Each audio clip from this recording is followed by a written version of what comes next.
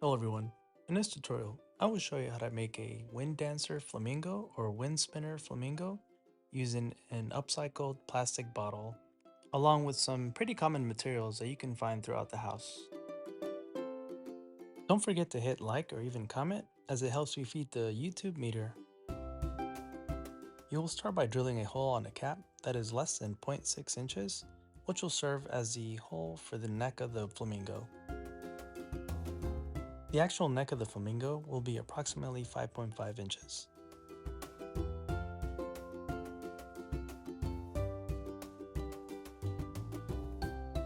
By following the dimensions shown in the extended view, you're able to make the correct breaks on the PEX pipe in order to have a more natural flamingo neck. You will only need to cut half the pipe and then bend the rest with your fingers.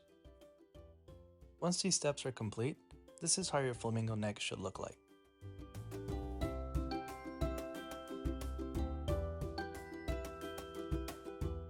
This vertical cut at the tip of the PEX pipe will serve as a holder for the flamingo head.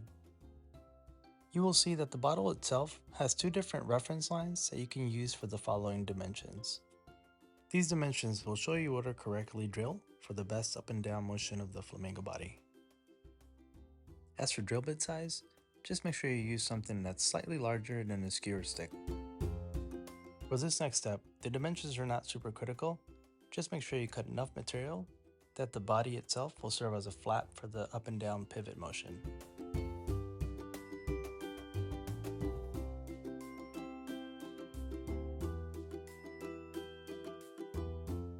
The wings are completely optional. Feel free to cut them in any artistic way you would like.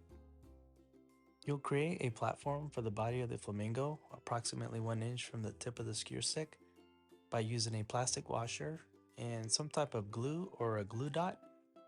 You will notice that I like using these glue dots in a lot of my projects just because they come in very handy.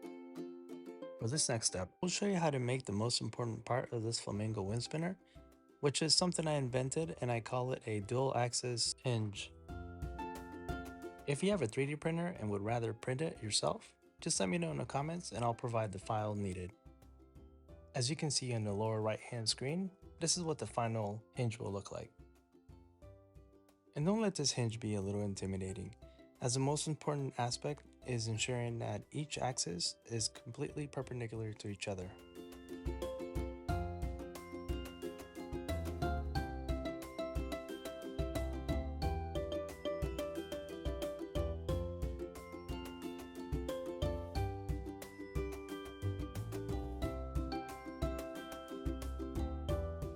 When performing this next step, just ensure that the hinge itself is fully centered on the body of the flamingo. You will use 2 plastic washers to ensure that the hinge itself has less friction while spinning. On the right hand of the screen, I'm showing you how to do this process without the bottle so that you can see what's going on inside. Once you can confirm that the hinge is centered, you can actually glue the bottle to the skewer stick. If you've done these steps right, the only thing that should be in motion is the rotational hinge. As for the template, on the description of this video, I will have a link to where you can locate it and print it yourself. As you can see here, I found it a lot easier to use an X-Acto knife to perform the cutting process, but you can use scissors as well. I'm showing you here how to laminate these pieces using packaging tape as a cost-effective way, but feel free to use a laminator to do this process.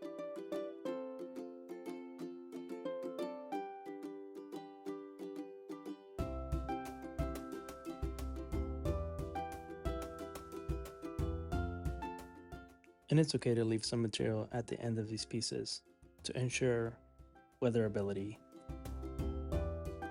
We are now able to assemble the neck of the flamingo so that we can balance the entire body.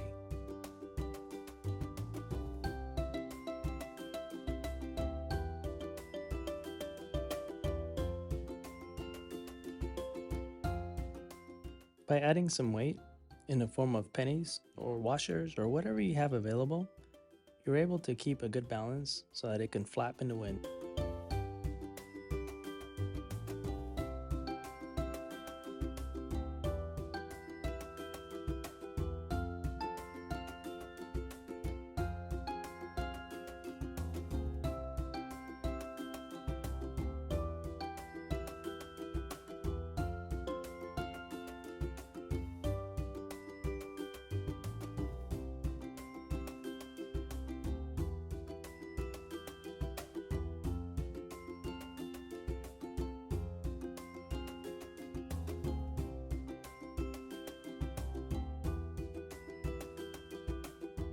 As a last step, in modifying the bottle, you will add a slit at the rear so you can apply the tail later.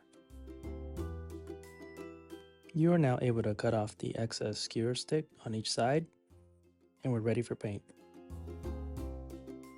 I recommend using this type of paint because it sticks really well to the bottle, but feel free to use whatever you think works. As I've mentioned before, with other projects similar to using this bottle, other paints tend to peel off easily.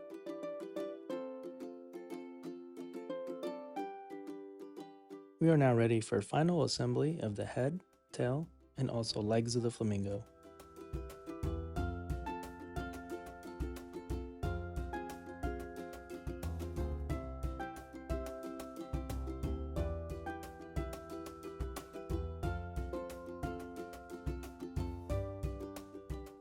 When finalizing this flamingo, you may notice that it's a little front heavy.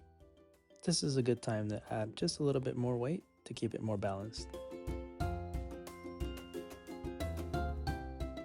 The really neat thing about this project is that you can make many and have many flamingos around your garden.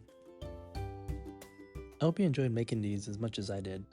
And if you have any feedback or questions or even comments, feel free to leave it in the comment section of this video. And don't hesitate to like, share, or even subscribe, as I have many more ideas and videos to follow. Thank you guys for watching.